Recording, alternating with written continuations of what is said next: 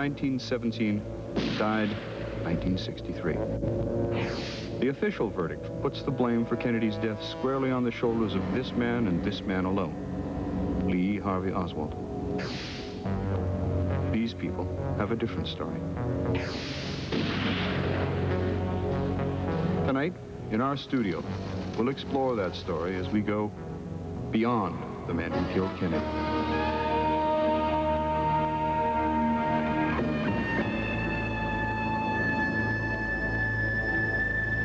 Welcome back. I'm Ron Callister, along with Nigel Turner, producer and director of The Men Who Killed Kennedy. If you're joining us late, we've just finished watching Mr. Turner's film.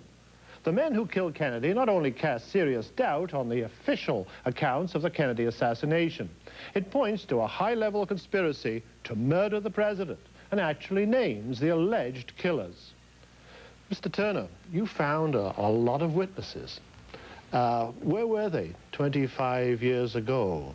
The dancer, the Polaroid lady, the doctor, when they really could have helped with the inquiry?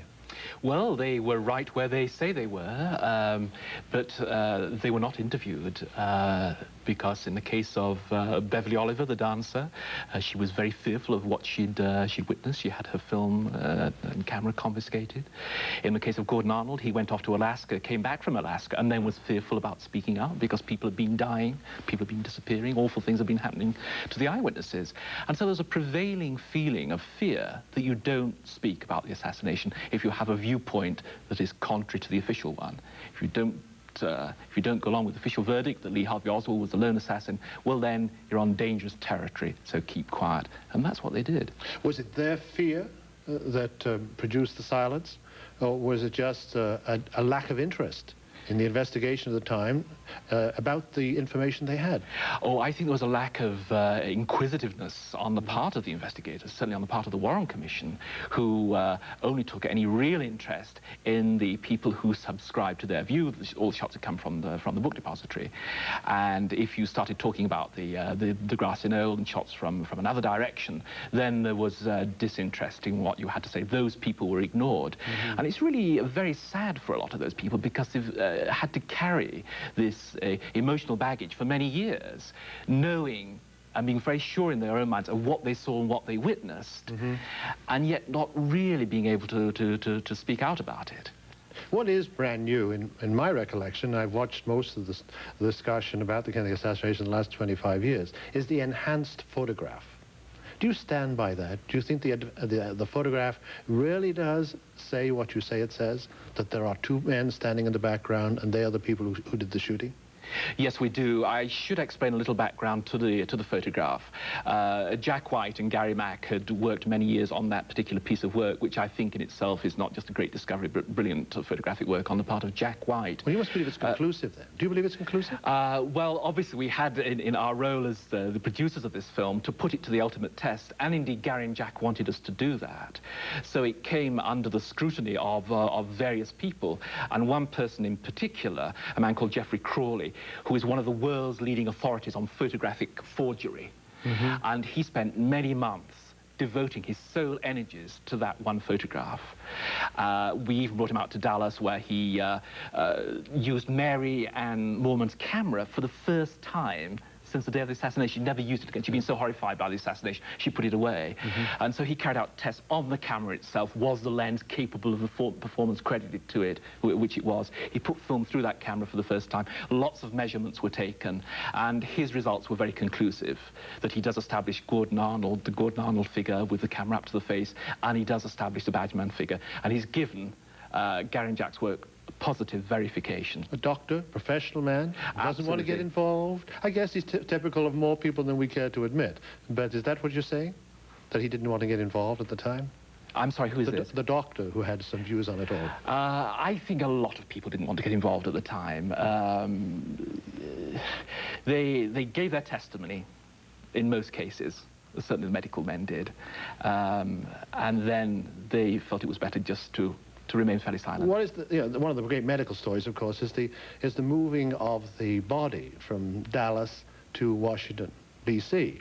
And you make a great deal about the fact that it was in a different coffin when it arrived. What is the meaning in all that? Is there some significance The body had been put into a new coffin and it hadn't stopped anywhere for that to be done? Well, what we're doing is reporting what happened. We have Aubrey Reich at one end seeing the casket depart as a ceremonial casket, and we have Paul O'Connor at the other end seeing a cheap shipping casket arrive. So something funny went on in between. Do you have any idea? Well, I think a prior look was taken at Kennedy's body before the official autopsy. Now, let's go back to the witnesses again. I'm fascinated by what they've had to say. Do you think that this story loses credibility after 25 years? Or it keeps credibility? A lot of people can forget in 25 years that something actually happened. They can convince themselves it didn't. Couldn't it work the other way, that people over 25 years could convince themselves that something did happen when it didn't? I think quite the contrary. I think for all those individuals that we interviewed, it was such a searing experience that what they have to say is as relevant today and as accurate today as it was when it first happened. But I think what has got to just reinforce this point, that for all these people to speak out, like Beverly Oliver, who's felt very threatened in the last 25 years, for Ed Hoffman, the deaf mute, who was told by his family to remain silent, otherwise something nasty would happen to him, to Gordon Arnold, who has not spoken outside his immediate family, apart from one interview which he unwillingly gave. And you say will never speak again, is that right? And he will never speak again. He's still afraid? He feels that it's a subject that is best not spoken about, that he's done it basically for his children, that he felt he should go on the historical record and do a proper interview in a production which he believed in, but he will not be interviewed again. In the film, he breaks up as you go away from him. I'd like to know what happened next. What happened after that? He indicates he's sorry that he did it. But you obviously talked him into doing it, and he stuck with that. But what happened after the interview? It was a very traumatic moment, as traumatic for us, I think, as for him. His children and family were in attendance for the interview. He recovered, and he decided that he was happy with the interview and that it should air. But it was one of those moments which was totally unexpected. Obviously, we didn't know what his reaction was going to be. And it has, in a sense, become one of those magic moments in television, where he was confronted with the reality of what he'd experienced 25 years ago, 25 years later. I mean, just a terrible experience. Another question I think is fair to put to you. Are you stretching the meaning of those photographs? Oh, not at all. I mean, we're totally happy with the verification and duplication work that has gone on by the experts in England. And I'm totally confident that Geoffrey Crawley, with his positive verification, is absolutely right. That Gordon Arnold is standing there with his camera, and there is the badgeman figure behind the fence firing the rifle. I don't want to get into all sorts of other theories, but I noticed there's no Cuban connection in your theory. And many of them, of course, did have a Cuban connection, that Castro was getting back at Kennedy and had him killed using mafia hitmen. Is there any reason for you not involving the Cubans in this? Do you believe they were involved or not involved? This is a theory that has been advanced. We haven't uncovered any positive evidence to support that. Certainly a lot of people believe that theory, but it's certainly not part of our scenario. How did you find these people? If they were hiding out and didn't want to be interviewed and hadn't been interviewed for 25 years, how did you do it? It takes great determination. And don't tell me about the British charm again, okay? How did you do it? I think we had a certain advantage by not coming from within the United States, and I think a lot of those interviews felt they could trust us more. And it's like any piece of detective work. I mean, you stick with it and you keep on pursuing it, and you hope at the end of the day that you're going to uncover the people you're searching for. And we had a pretty high rate of success. How many people did you interview? We interviewed 300 people, which I think must be about the biggest investigation outside the official investigations like the House Assassination Committee that has certainly been undertaken by a small group of individuals. Did any money change hands? No, I don't believe, and it's not parsimony, I don't believe in paying for interviews. I think in a case like this, it does tend to impinge, or can impinge, on the veracity of what people are saying. And I would much prefer for people to speak forth in honesty and not do it for monetary reward. So minimal money exchanged hands. So eventually most people of the 300 were willing to talk to you, is that right? Yes, we interviewed, we chose to interview in the end 100 people, so 100 people were put onto film. And yes, I mean, you can never force anyone into an interview because it's a totally pointless exercise. Okay, I guess there's a pattern there, 100 people who feel it's about time they spoke out. What about the others, the ones you tried to interview but wouldn't be interviewed? Was there a pattern to their refusal? Were they afraid? There were very few of those in the end. We were very persistent. We kept chipping away at the coalface, and we got most people to talk. So there were very few examples of that, so I can't really draw a conclusion on that. But did this fear continue, though? I think earlier on we were talking about a sense of fear in Dallas about speaking out about what you may or may not have seen. And we talked about Jack Ruby, of course, and the fact that he wouldn't say what he knew while he was even in Dallas. Does this sense of fear continue to this day? I think there still is a certain sense of fear. It's probably diminishing, but there is also a certain stigma attached to the whole thing, and it's a very sad event in American history, and particularly because of the enduring questions raised about the subject. Therefore, people prefer just not to talk about it, just let things rest. Please don't ask me to go through what was a pretty horrendous experience. But I think there's more to it in terms of the public reaction in the United States. They have films like you have produced. They have lots of other programs and lots being written, which suggests that it really is time to reopen the investigation and have another hard look at it. Why is public sentiment not demanding this in the United States round? Don't they want to know the truth?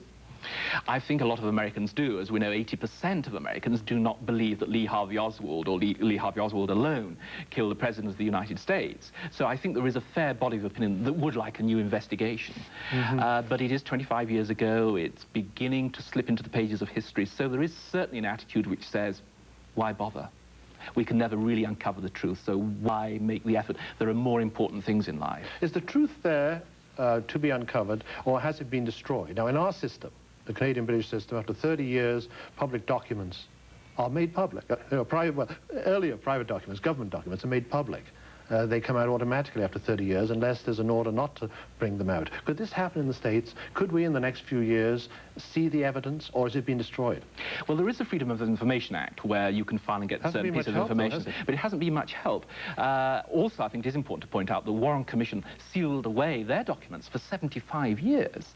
And I think, more horrendously, the House Assassinations Committee, and they had no reason to do it, apart from their own private reasons, in the late 1970s, sealed away their information for 50 years, which I think is a very sad reflection on the official investigations that have taken place thus far.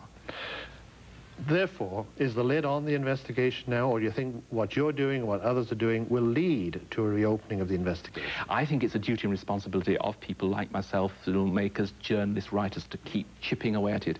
I think it is still possible to uncover the truth, and I think it's very important that that effort is made. And I think this film goes a long way to establishing a new ground, to opening up new areas, to exploring new important theories, and expressing for the first time many of the counter-arguments that should have been aired many years ago. But your audience here in Alberta are the first people on the North American continent to see a lot of these things for the first time. I'm sure you've heard it from people, and I'll repeat it, because it's aimed at other stuff you see on television today. This is the age of the docudrama, so therefore it doesn't have to be truth. It just has to be watchable. Are you a filmmaker or a journalist? And which hat were you wearing when you made this? I was a filmmaker. I am a filmmaker, I was a journalist, I am a journalist. Yeah. Both those conditions apply. I wear both those hats. I think what is important is that one, in this film, was in pursuit of the truth, that I had no axe to grind, I came to the subject with no preconceived notions. I just, at the end of the day, wanted to get as close as I could to what I felt to be the truth. And I think we were successful in doing that. That doesn't mean to say that there isn't more work to be done, but I think we made terrific progress in opening up new areas. Could the mafia have done this, and according to your script, got away with it, if the government in Washington had not been part of the cover-up? I think it's simplistic to say that the mafia acted alone. No, I don't think they could have got away with it. I think there were more sinister forces at work, people who could provide an effective cover-up. And indeed, if you look at the plot itself, especially the setting up of Oswald, which is very intricate, the sheep dipping of the patsy. That's very complicated, and that's got all the fingerprints of intelligence. And I think if you look at that one aspect alone, you've got to say that there were pretty sophisticated forces at work. Well, certainly, if your script is true, they were very, very sophisticated, because everything had to be covered up. Eventually, the trails couldn't lead back to a clear killer. So, if you were to follow the trails right now, who do you think is ultimately responsible? Who really started the whole thing going that led to the killing of the president? Well, you're asking me to speculate here, and as far as the film is concerned, I tried strangely not to do that. We did stick with elements in the cover-up, the conspiracy, and the French connection, which we felt we were able to verify. But if you're asking me to speculate, I see a small power group who certainly involved the mafia in cahoots with the mafia. In cahoots with the mafia, who decided to take out the American president, decided to perform a coup d'etat. I think there was a coup d'etat in the United States. And we'll hear more about that in future books and future programs, I take it. I think you will. Thank you very much indeed. Okay, following the overwhelming public response to the first airing of The Men Who Killed Kennedy, Britain's independent broadcast authority asked Central Television in London to produce a second program on the issue of Kennedy's assassination. That half-hour program brought Nigel Turner together with a number of key figures in the investigation of the Kennedy assassination. I think it would be fair to say it contained a generous portion of vigorous debate. In a few minutes, we'll watch The Men Who Killed Kennedy. The story continues. We'll then rejoin Mr. Turner and give him a chance to respond to some of the charges made against him in the program. So stay tuned, for The Story Continues, the lively follow-up discussion to Nigel Turner's provocative film, The Men Who Killed Kennedy. Accommodation for Mr. Nigel Turner has been provided by the Hilton International... From anywhere in Alberta, your contribution is tax deductible. And you can use Visa or MasterCard to make your contribution right now. You can also become an Access Network member by mail. Send checks or money orders to Access Network Membership, 16930 114th Avenue, Edmonton, Alberta, T5M 3S2. Remember, your contribution is fully tax deductible. Here in Washington, as the 25th anniversary approaches on November the 22nd of the assassination of President Kennedy, an avalanche of books, articles and films have been produced in an endless re-examination of the murder that shook the world. In England, 3 weeks ago, Central Independent Television broadcast The Men Who Killed Kennedy and named 3 alleged killers. It is now 25 years since the assassination of President Kennedy. Tonight at 9 on ITV, Viewpoint 88 will prove conclusively that Lee Harvey Oswald was not the lone assassin. Will, for the first time, identify the men who killed Kennedy. And will consequently uncover a 25-year cover-up.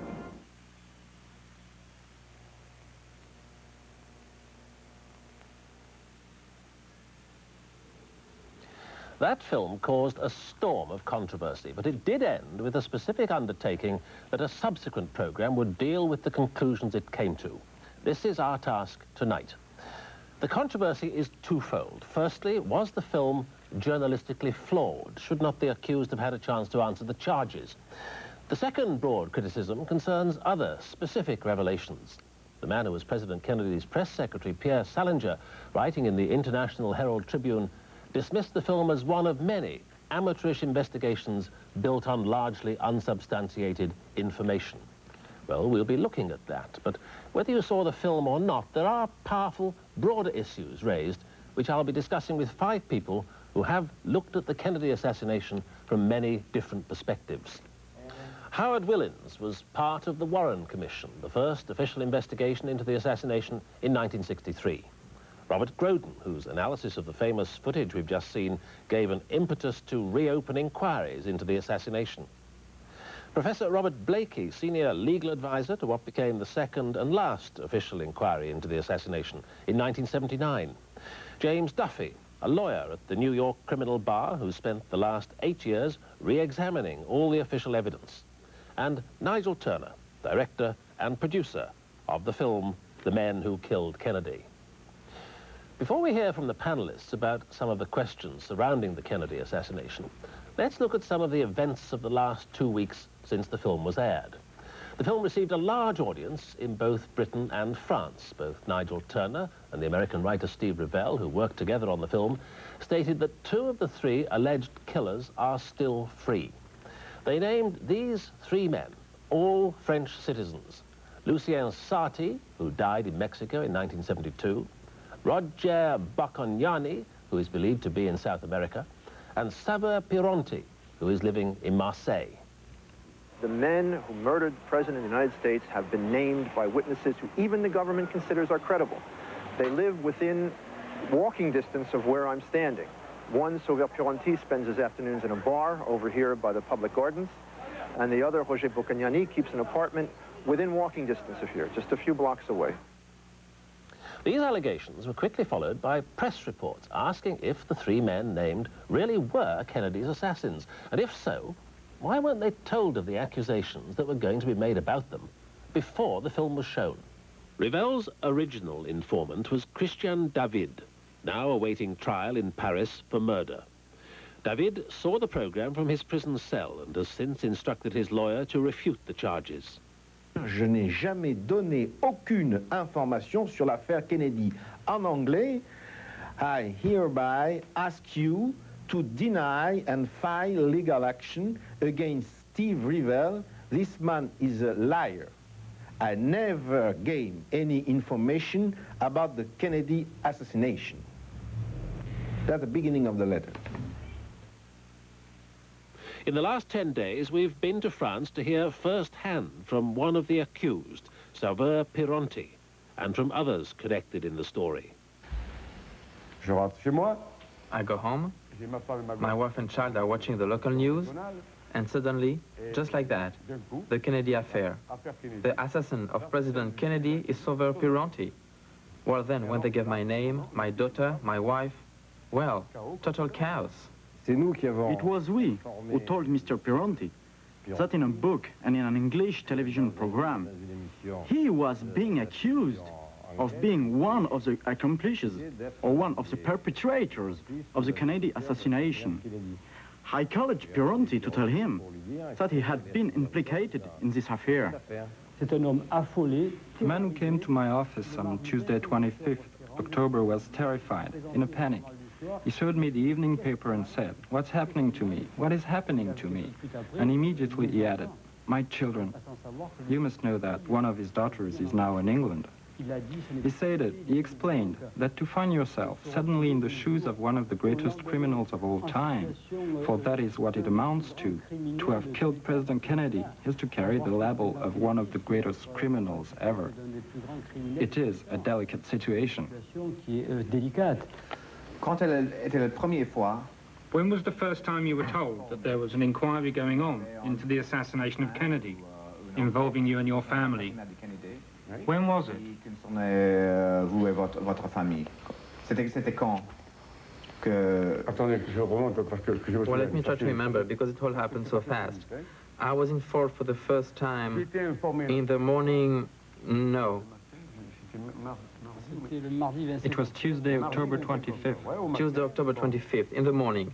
Right, I pick up the newspaper, and in the paper I see the name of a friend of mine who is dead, who died in Mexico, the murderer of President Kennedy. The friend was Lucien Sarti. His family refused to be filmed. As these documents show, Sarti had lost an eye in 1962 and was still receiving a disability allowance 2 years later. Did anyone, Steve Revell or any others, Americans, try to contact you before the film was shown? Absolutely no one. Absolutely no one. In any case, if they had tried to contact me at any time, I would have put a stop to it at once, because it could not happen. It would have been allowed to produce either a film or a book. I would have told them that it was not possible. That it was not possible, that I was in the army at the time, and that my friends were in detention, in jail. Tu peux voir ça juste pour 30 secondes, juste pour faire ce... Donc ça dit que... So you were doing your military service at the time? That's it, my military service. And where were you during that week? That week? In 63. Well, I was in Toulon, in a minesweeper. On the 23rd of November? No, we were on the land. Then we were on the land. On the 23rd November, I remember as it were yesterday, because you know how events get mixed up with the time. I remember very well the assassination of Kennedy. On that day, we were in our barracks, and it was all like a bombshell, the assassination of Kennedy. I remember, it was during my rest. I was lying down, and suddenly on the radio, the assassination of President Kennedy.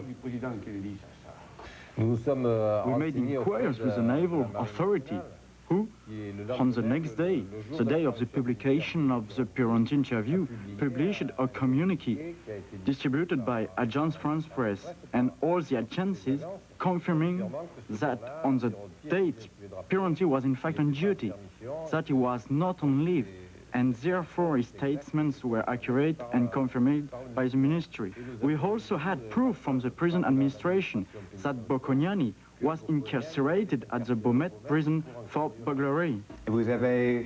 You have what, in your view, constitutes definitive proof that he was actually in prison in November 63? Yes, I have incontrovertible proof. His trial at which he appeared as a prisoner. I have the relevant document, which I can show you, from which it is clear that Bocconiani appeared before the court as a prisoner. For if it had been otherwise, and he had not been in detention before the trial, he would have been phrased differently. But this is not the case. In this document, it is stated that he was a prisoner. Secondly, I have the order from the examining magistrate who passed the file onto the court on the 15th of November 1963. Furthermore, the document specified that the events which led to his arrest dated back to the 8th of September 1963. Thus, he was put in prison on the 9th or 10th September 1963, and from then until the 12th of December, he did not leave prison. You did specify that he was in prison? There is absolutely no doubt. He was in prison. What's more, I saw him in prison myself. When? During all that period.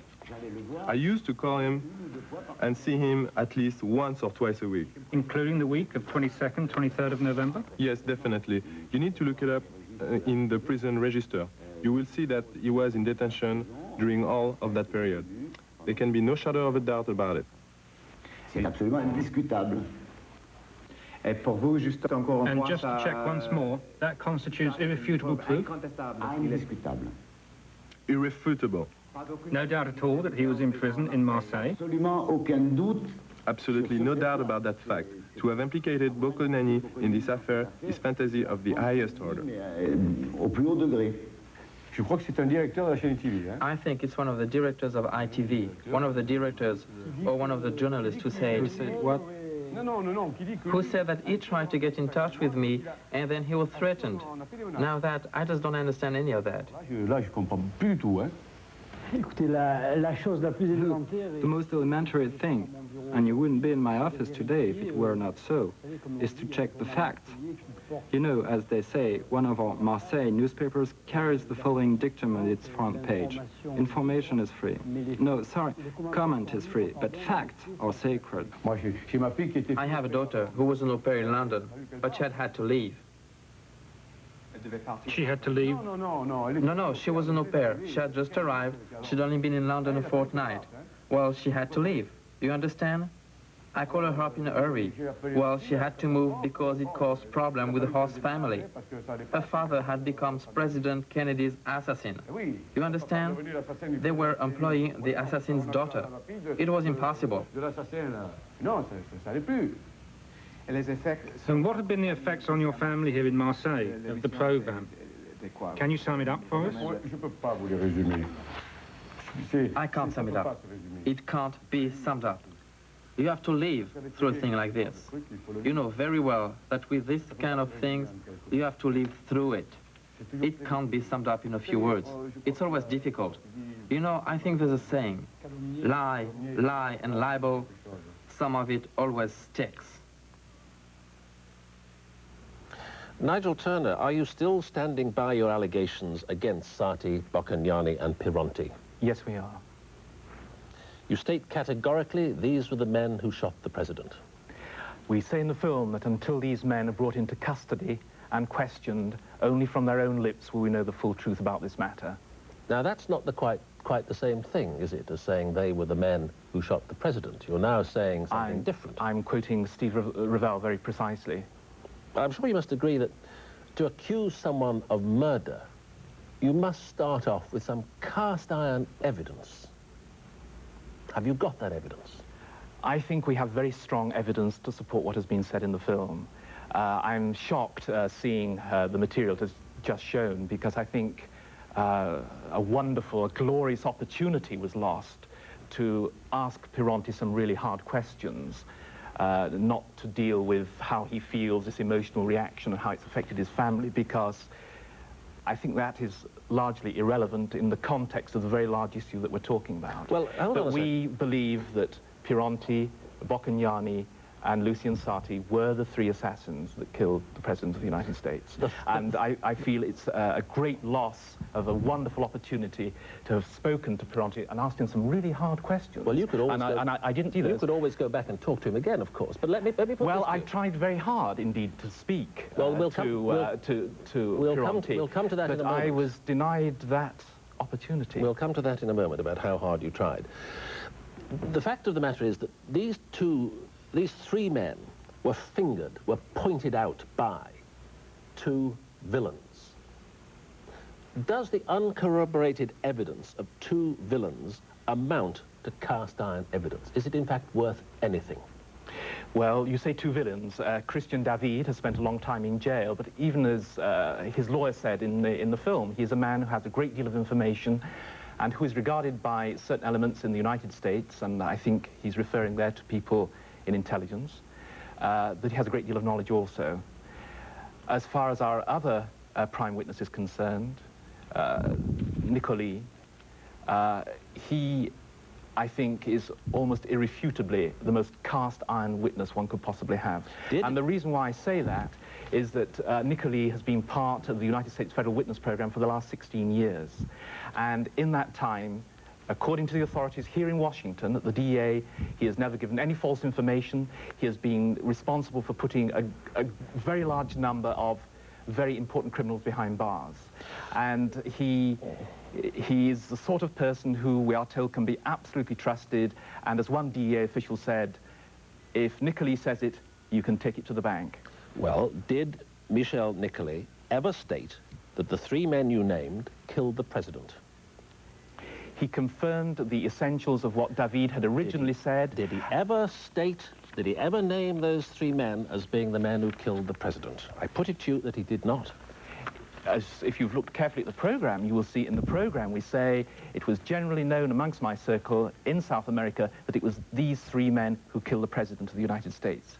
Well, I have, as you have, the transcript of the whole of Steve Revell's interview with Michel Nicoli, in which I will quote, "Could you give us details of what was said in the bar?" says Revell. "No," says Nicoli, "there are no details. The question of the death of Kennedy came up in the conversation. We were talking, speculating about who could have killed him. But the way in which Sarti looked at the others and then they looked at each other, and that is what made me assume. There were no words."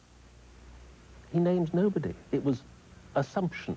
There were no words. Not at all. If you look on further in that transcript, or indeed I would prefer you to look at the program itself. I've seen it twice. Right. Well, then, I just suggest you look at it a third time. Well, because you will see it is said very clearly in that program that he confirms that it was known what David said. But he doesn't name the names himself. Forgive me, Peter. He confirms that it was known amongst his circle in South America that it was these three men who'd been involved in the assassination. He said, yes, it was known. And his circle were basically a gang of villains. Well, I think it's all villains together in a way, but I think Nicoli has certainly vindicated his reputation over the last 16 years. As far as the American government is concerned, he's put more people behind bars almost than any other member of the Federal Witness Program. He is a very credible witness. And I should mention one most important point. Nicoli has called us twice since the program has gone out to stand by what he says. He says, I wish to change nothing in my statement. These are the three men. Why did you not check the allegations with the men and their lawyers, those that are still alive, Boccagnani and Pironti. Now, what did you do to check your story in the way that I think would have been regarded as good journalistic practice? Steve Ravel has, as our researcher and investigator on this issue, spent a long time, 4 years in fact, researching this particular subject. He failed to find Boccagnani because Boccagnani is a man who's been on the run for some time. Pironti has spent a long time in jail, and I think one should just set Pironti in context. He comes over as a rather sort of likable, affable, terribly wronged individual. The reality is that Pironti, along with the other two people, have spent a great part of their lives smuggling drugs. And one has got to bear in mind also that Pironti has spent 10 years in jail. He was in jail from 75 to 85. In fact, he was given a 15-year sentence. So that's the sort of scale of person we're talking about. Nigel Turner, thank you very much. Now, I'd like to turn to the rest of our panel, if I may, to ask them for their general spot reaction to the Turner film, starting with Robert Blakey. I thought it was journalistically unprofessional. I thought its presentation of the evidence was biased and slanted, and I thought it was, in substance, both misleading and inaccurate. James Duffy? Just as a lawyer, a trial lawyer, I didn't think the evidence hung together. You couldn't make a case against Boccagnani and Pironti on the basis of what you saw? I wouldn't want to try to earn a living doing it. Robert Groden.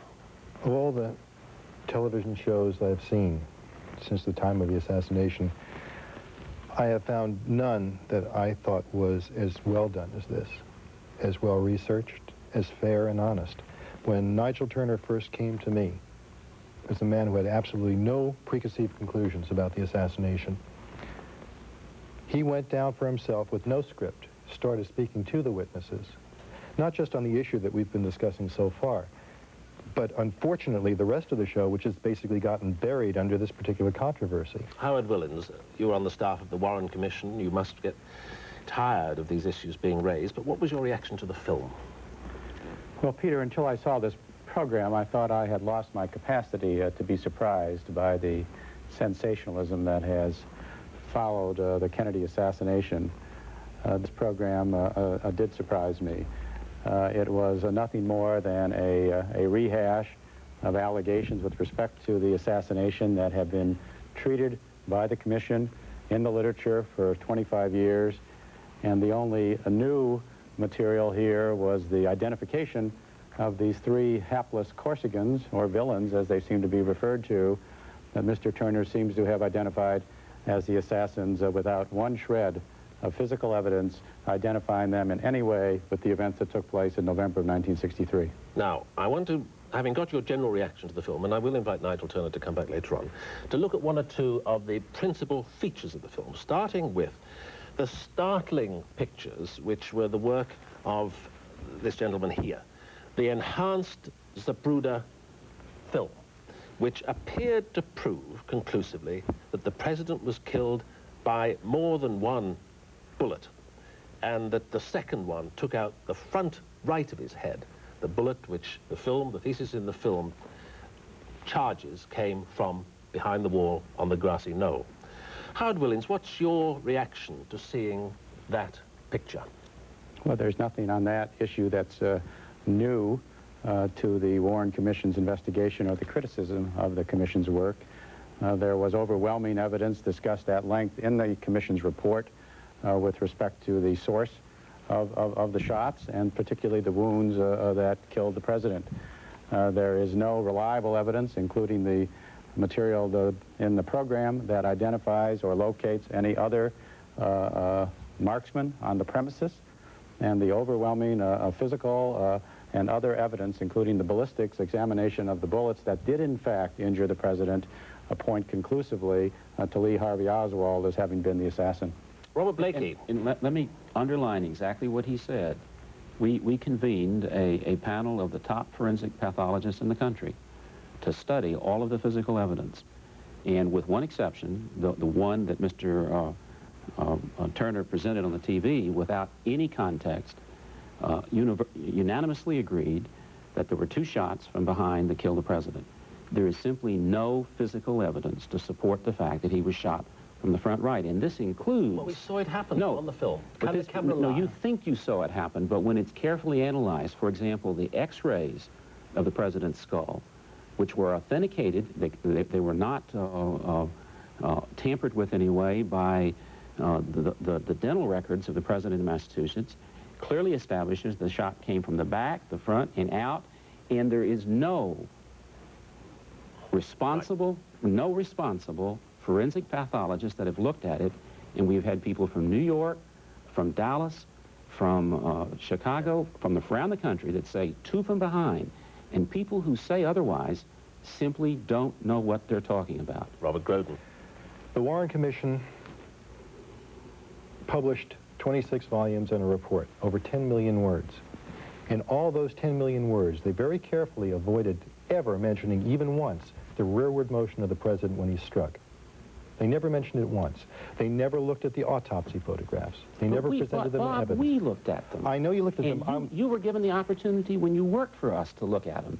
And your positions were not established in the light of the testimony of the other photographic people and the autopsy people. You really ought not to continue to take this position when there is simply no evidence to support it. James, we have, please let me answer that. Let me answer that. We have every single doctor, every nurse, every eyewitness in Dealey Plaza that describes the president's head wounds as having a massive exit wound in the rear of the head. And as between photographs of his body and somebody's memory, as between the, which you can still go look at, as between somebody's memory and the X-rays, which shall we rely on? It's the physical evidence that continues to speak. Professor Blakey, that is totally ridiculous. If you look at the evidence given by the doctors in Dallas on the day and their subsequent testimony. Have you seen the autopsy photographs? Can I just finish my point? Have you seen the X-rays? They all say, have you studied our forensic pathology panel? Why didn't you present on your program all of the forensic pathology people who were against And you saw in the film Dr. McClellan make a very specific diagnosis of where that hole was in the back. Let me ask you, are you saying Dr. McClellan is lying? I'm saying he's mistaken. Let me ask you one hard question. They weren't all mistaken. They weren't all mistaken. No. Why didn't you present on your television program the forensic pathologist other than Wecht who squarely disagree with me? We presented Wecht in a public testimony. Why didn't you also present the same kind of people we presented in a public testimony that said the man is irresponsible and wrong? Your program was biased because it did not present most views. You did not permit your viewers to judge. Yes, what you did is you led them to one conclusion. Can't you say also that you were biased in your committee that sat for 2 years and spent $6 million of taxpayers' money? First of all, it wasn't six, it was five, and you're wrong on that. Are you actually saying to me that the doctors in Dallas are lying? I'm saying they're wrong. There's a difference between being mistaken not and all being of them, wrong. Bob. They couldn't all be not wrong. all wrong. No, I think that you could certainly go on talking about this for a long time, but time is limited, however. I'd like to raise now another principal feature of the Turner film, which will have, again, astonished a number of people who are not well acquainted with the case, the Badgeman picture. Now, this picture, this Polaroid picture, which when enhanced, is seen to reveal shadowy figures, and the claim is made that it shows a man firing a gun from the grassy knoll. Howard Willens. I don't see in that photograph what Mr. Turner and others seem to see in it. I am also persuaded by the eyewitness testimony at Dealey Plaza at the day of the event and the absolute lack of credible evidence that there was any person in a position to fire a rifle or any other weapon from the location where this badge man was apparently placed by the photograph. I also find it staggering to hear Mr. Turner and Mr. Groden suggest there was a battery of marksmen firing away at the president on November 22, and wasn't one eyewitness who saw a rifle, there's not one cartridge shell, there's not one fragment of a bullet that comes from any gun other than Lee Harvey Oswald. Well, he has a witness. He had the deaf-mute man who saw the man with the rifle walk away. And he has other people who appeared out of nowhere after 25 years to change their stories, to create new stories, and one only has to sympathize with people who, after this passage of time, feel some compulsive need to come forward and create new allegations with respect to the report.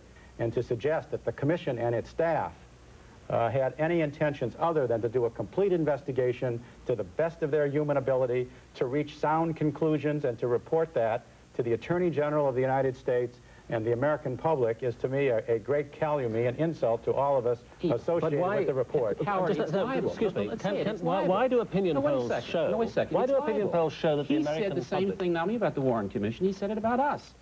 But for the fact that I am a public official, and therefore he is protected in this country, when he suggests that I cover it up, I would sue him for libel, because he is a liar. I was not biased, and I did not cover it up. I interrogated that man. I investigated his investigation, and it was fair, it was open, it was honest. For example, your photograph.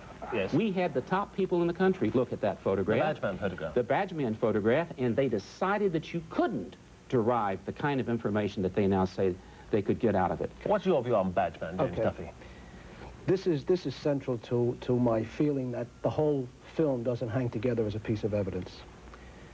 Basically, the thrust of the film makes Sartee badge man. Badge man, according to the soldier who's in front of the fence, then comes in front of the fence, asks him if he was shooting film, and takes the film from him. We don't know that Sartee spoke English. We know he was French.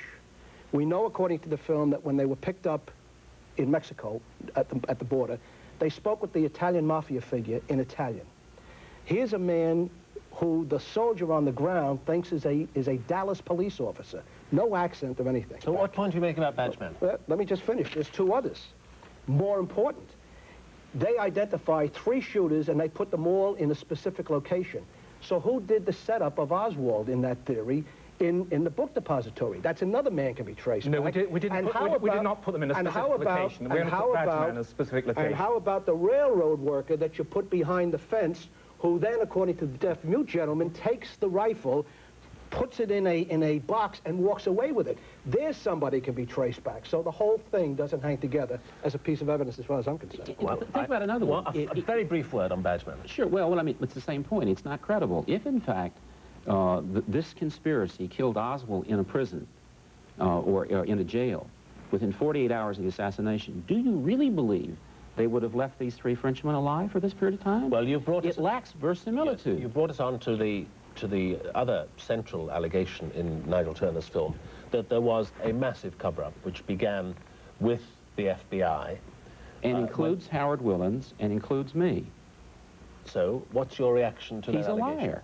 I covered nothing up, and no evidence that I uncovered in a full investigation of what he did indicates that their investigation was anything other than fair and honest. And if you suggested he participated in a cover-up, you are a liar. Nigel Turner. Wait a minute, wait. Yes, those are heavy words to use. Nigel Turner. Yes, I'm not saying that and I think the film makes this clear, I'm not saying the Warren Commission deliberately covered up. I think the Warren Commission... the impression of the film. I think, and there are certainly people who think that. I but that's personally certainly do not the impression you left in the film, and you didn't give him a chance to answer. But what I think it is important to say is that the Warren Commission had all sorts of constraints laid upon their efforts. And those constraints, at the end of the day, led to a flawed report. Well, Howard Willans can answer that. Even certain councillors on the report realised that themselves, and have said it since. Would you deal with that they were point, not Howard happy Willans? With the final report. Would you deal with that point? Certainly. I mean, the Warren Commission report was a human effort, and to that extent a flawed one. There were no constraints that operated upon us that in any way persuaded or influenced any member of the staff to reach a conclusion other than what was justified by the facts. There simply was no scheme or sense of authority that would have been powerful enough to depress or eliminate the integrity of a widely disparate and competent group of people of all ages and backgrounds. Unless it was a massive conspiracy. Who came to the commission to do what they thought was a job in the public service and to do it to the best of their ability. There are members of the staff, and indeed maybe the commission, who wish we had pursued particular lines of investigation in a different way or over more time. There's no question but that there was a time at which the investigation had to be brought to conclusion, just as there was in the case of Professor Blakey's investigation that we discussed earlier. We could not continue the investigation for the 25 years since the assassination, where there still seem to be new participants in the effort to develop new conspiracy theories. How do you account for the fact that opinion polls appear to show that the American public doesn't believe the Warren Commission on balance and would welcome a new inquiry? The Warren Commission does not carry widespread public support. I think that is right. I think that is probably true in Europe as well, where the very first conspiracy theories were aired with respect to the Kennedy assassination. There seems to be a deep-seated human need to look for some explanation of historic events of this tragedy, and people are essentially dissatisfied with the explanations that have been brought to the public domain. Robert Groden, do you think that there was a massive conspiracy, one which we still will never know the details of? I believe that there were probably two conspiracies. One to kill the president, which I think has been made several times through the years. But possibly unrelated to the initial conspiracy, there certainly was one to cover up, for whatever reason. I sat quietly by a moment ago and heard the Warren Commission described as an honest and fair body. The Warren Commission's version, not their version, their attempt was simply not to find who killed President Kennedy. That wasn't even their mandate. Their mandate was to stop the rumors of conspiracy. Do you think there should be a new inquiry? I think there should be. I think there should be a special prosecutor, and I think that that certainly both sides of the issue should be represented. James Duffy, Professor Blakey's, one thing that hasn't really been presented is that Professor Blakey's HSCA investigation did indicate conspiracy, or the probability, a great probability of conspiracy, and I agree with that.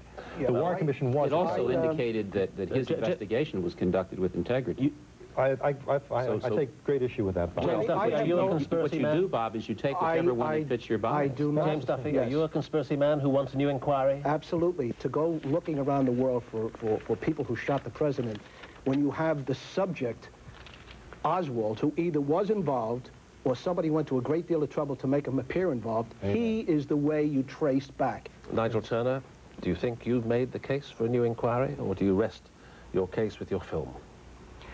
I would like the film to speak for itself. That's all we have time for. We've had a fascinating discussion, but perhaps it can never lead to a conclusion, only to another question. Will we ever really know the truth? Can we ever know for sure who killed John Kennedy?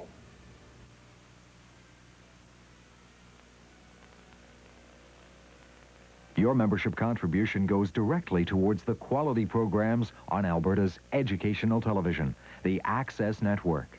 Support the 1989 membership campaign.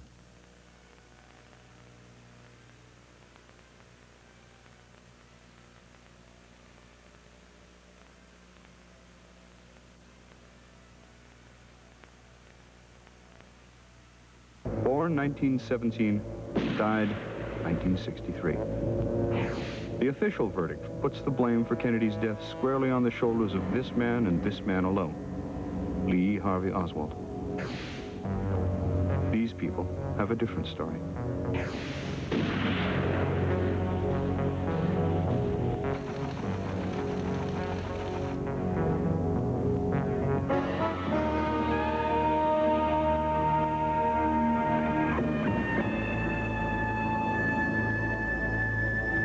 Welcome back. If you've just joined us, I'm Ron Callister with filmmaker Nigel Turner. We've just watched a follow-up discussion to Mr. Turner's film, The Men Who Killed Kennedy, which we aired earlier this evening. The film strongly suggests a cover-up at the highest level following the Kennedy assassination, and it names 3 mafia hitmen based in Marseille as the actual murderers of JFK. In the follow-up discussion, Mr. Turner was quite clearly on the hot seat, charged with poor journalism and outright lying. Mr. Turner, here's a chance to defend yourself, but before I ask you to do that, I want to ask you a personal question. You've named mafia hitmen, alleged killers of a president. Do you feel in danger? I think throughout the making of this film, one was aware of certain dangers. Obviously, if you begin meddling with the mafia, you automatically put yourself in line for retribution.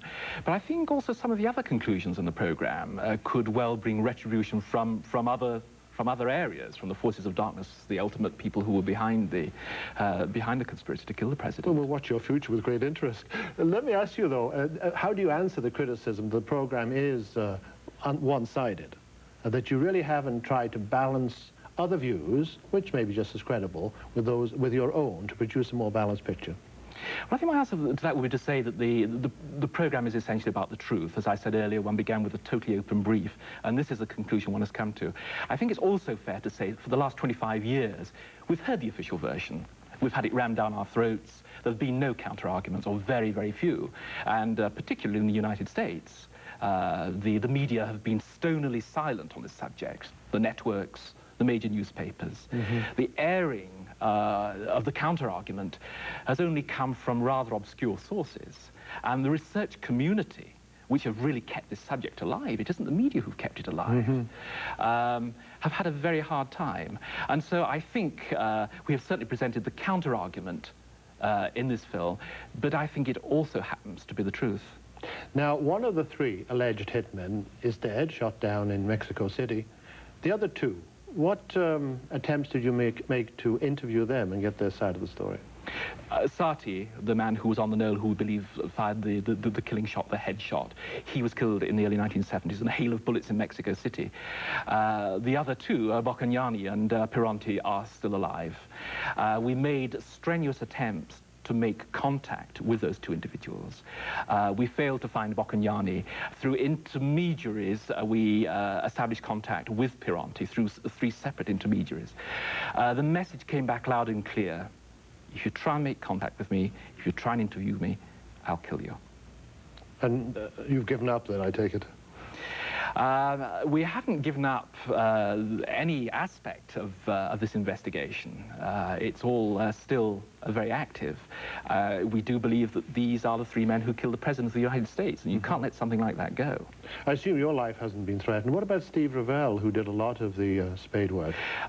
Steve Revell's life has been threatened both in the United States and in France.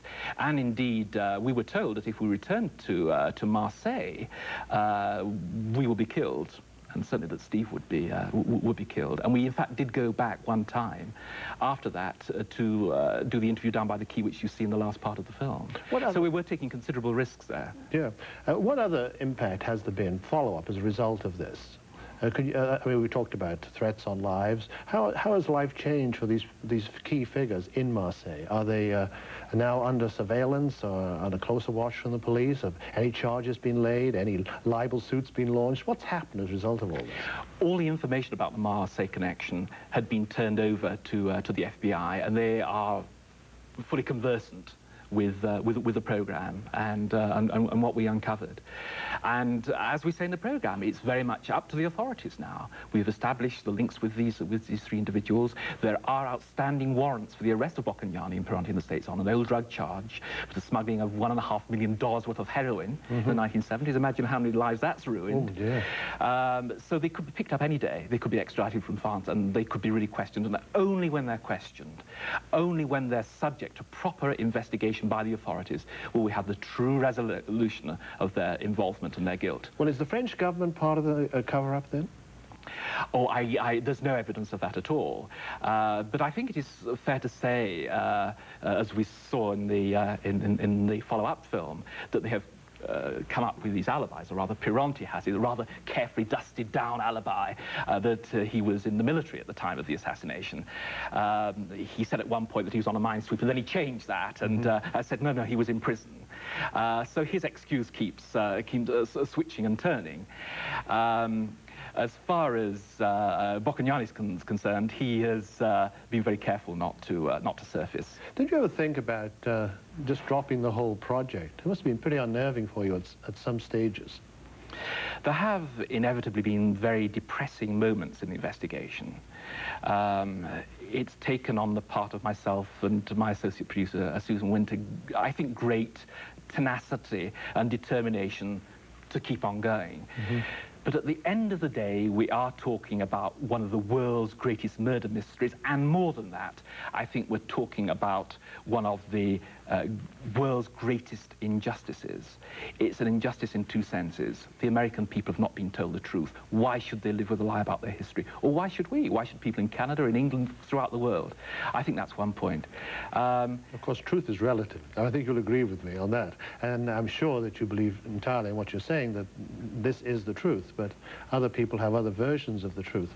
What if it isn't a truth? What if some of the witnesses you talked to were lying? How can you live with that?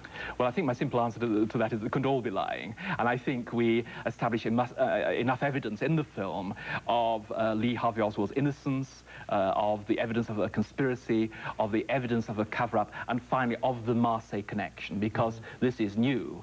Although I'm happy to say that a lot of new evidence as a result of the program showing around the world. It's shown in 30 countries, so millions of people have seen it. And new people, important people, are now contacting us with evidence that establishes what we've said in the film. So what we have seen tonight is not the last word. You would expect that maybe an investigation will be reopened based on new evidence which will be forthcoming as a result of what you've done. I would wish very much that could happen. I don't say that is going to happen, but certainly as a filmmaker, I am determined to continue pursuing the subject, and if I can raise the money, we will make another film. There are many interviews that we shot in Dallas and around the United States that haven't aired in the program, and that material, with the new evidence that is coming in, will give us an important platform to pursue the subject further. Now, the criticism that it's not the best journalism, how would you answer that? This is the age of the docudrama, when you really are as much motivated by good drama as facts. This is very much part of the North American scene right now. Is this docudrama or is it truth? My film doesn't fall into docudrama at all. I think it's quite the contrary. I think one stuck with the facts that were verifiable in the film. Now, you might say the Marseille connection hasn't been established, but then if you look at the evidence that we supply, the evidence of Michel Nicoly, the evidence of Christian David, and most importantly, evidence since the airing of the film from Gordon Arnold, who has made a positive identification, because he hadn't seen them prior to the airing of the program, of Lucien Sarti, the gunman up on the knoll, and of Pironti himself. That Gordon Arnold says he saw both those individuals in Dallas on the day of the assassination. What I see when I look at you, Nigel, is a man who spent 3 years already, and you're talking now about more films on the same subject, maybe a book someday. You're spending your whole life, seems to me, committed to this. How has it changed your life? I hope I'm not going to be making Kennedy programs for the rest of my life, because there are many films that I will be. Well, there are many films that I'd like to pursue in my filmmaking career before I reach the excellent age of retirement. But I think, to be just serious for a moment, this is a very important issue. I think there are few issues in our contemporary history which are as important. And I certainly feel a historical responsibility to continue this rather lonely path, because I think there are very important issues here that are still yet to be aired, and I think the truth should be told. I think the American people and people of the world deserve better. Now, I mentioned in passing legal problems earlier on, another question, but how have legal problems, as a result of this documentary, affected your lives? Are you in the midst of lawsuits, or anyone threatening lawsuits? Is anything happening at all? There's been no legal cases at all against the film, none whatsoever. I guess when you're dealing with people who are hitmen and with provable mafia connections, it's very hard to libel them, is it? Well, they might choose to take rather more direct methods against the people who they feel are accusing them. But we feel we've named the right men, and there have been no legal actions taken against any part of the film. Do you think that your film has created enough momentum for a new investigation? I mean, that's a basic question. I'm sure it's the purpose, main purpose of your documentary. I think the American authorities are going to be very reluctant to reopen the case, but I don't think that's any discouragement. In fact, I think it's a positive incentive to keep on chipping away at the granite face. I think what the film has done, and I know this from the thousands of letters that I've received, not just from England, but from around the world where the film has been seen, that it has changed attitudes. That people have written saying, thank you for making this film, because these are the sort of feelings we've had about this subject for many years. So thank you for giving the counter-argument a proper airing. Lee Harvey Oswald didn't do it. Is that your conclusion? Lee Harvey Oswald did certainly not do it, and I think that is one of the greatest injustices of all, because he has a wife and he has 2 daughters who are still alive. And I see his wife is now changing her story. Well, Marina feels and has felt for some time that her husband was not guilty of the crime of which she was accused. So he was the wrong man in the wrong place at the wrong time? I'm afraid... Is that too much coincidence for you to ask us to accept? I think Oswald was the ultimate patsy. I think he was acting on instructions that day, but instructions that had no bearing on the assassination. He had no knowledge of a plot to kill the president. Did he know Ruby? On the evidence of Beverly Oliver, who appears in the film, I think there is some sort of connection there. I think Oswald, in the months before the assassination, was being sheep-dipped. I think he was a low-level intelligence operative and was being maneuvered this way and that way by the forces of darkness. And I don't think he really knew what he was doing. I think he was very, very confused at the end of the day, but I think he was just a very loyal, low-level intelligence operative. I asked you earlier in this program how you felt when you started out, why you did it, and all the rest of it. Looking back now, after 3 years of fevered investigation, do you think you've created a monster that's going to haunt you? And you'd rather maybe not have done it in the first place? I've never, ever regretted not embarking on the film. I'd like to think it's the most wonderful of monsters, because I think it is beginning to rewrite this portion of American history. And it seems very bizarre to me that a Britisher from thousands of miles across the Atlantic should be beginning to write American history. But I think that, in effect, is what we're doing. But I would like to know if you feel that you now have the truth about the Kennedy assassination. Or is that still to be found? I think the total truth is still yet to be found. I think the ultimate question must be, who were those figures who were ultimately responsible for hiring the killers from Marseille? But so that part of the truth is still to come? Indeed it has. And I suspect that you're going to be trying to ferret it out for a long time. I'm going to be trying very hard indeed. Okay, well, thank you very much indeed, Nigel Turner. I'm afraid we're out of time, although we're clearly not out of questions about what must surely be one of history's most scrutinized events. A fascinating topic. Thank you very much, Nigel Turner, for coming such a long way to share it with us. Who assassinated the 35th President of the United States? Will we ever know? Perhaps not. But I think we planted the seeds of doubt this evening as we've gone beyond the men who killed Kennedy. I'm Ron Callister. Thanks for joining us. Good night.